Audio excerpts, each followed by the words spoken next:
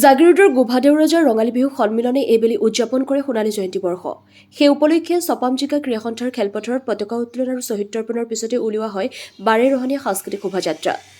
অসম সৌৰভ বঁটাপ্ৰাপক তথা তিৱা লোকনৃত্য গুৰু নাদিৰাম দেউৰীয়ে উদ্বোধন কৰা সাংস্কৃতিক শোভাযাত্ৰাত অংশগ্ৰহণ কৰে জাগিৰোডৰ কেইবাখনো গাঁৱৰ ৰাইজে।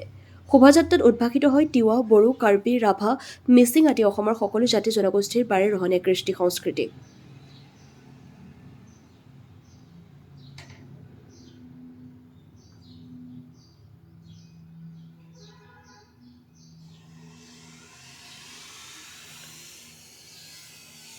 জাগিৰোডৰ পৰা Chanu Gogoi report AIN live.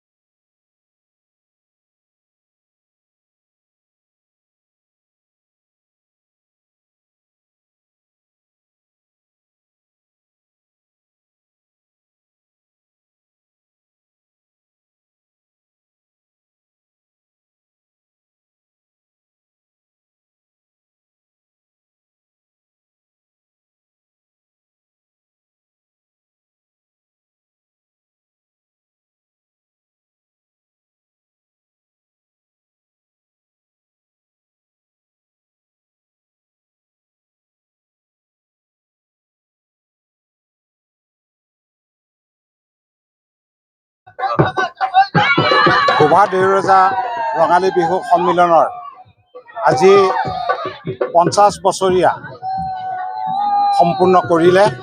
গতিকে 50 বছৰীয়া স্বৰ্ণ জয়ন্তী এদিনীয়া বৰ্ণাঢ্য কাৰ্যসূচীৰে আজি আয়োজন কৰা হৈছে।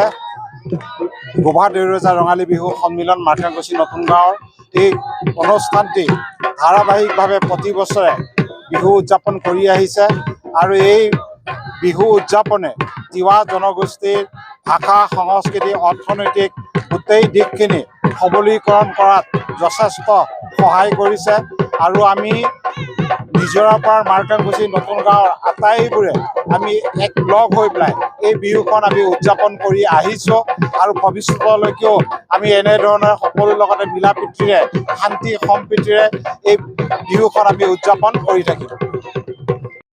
যিকোনো খবৰ আৰু বিজ্ঞাপনৰ বাবে যোগাযোগ কৰক 7896121996।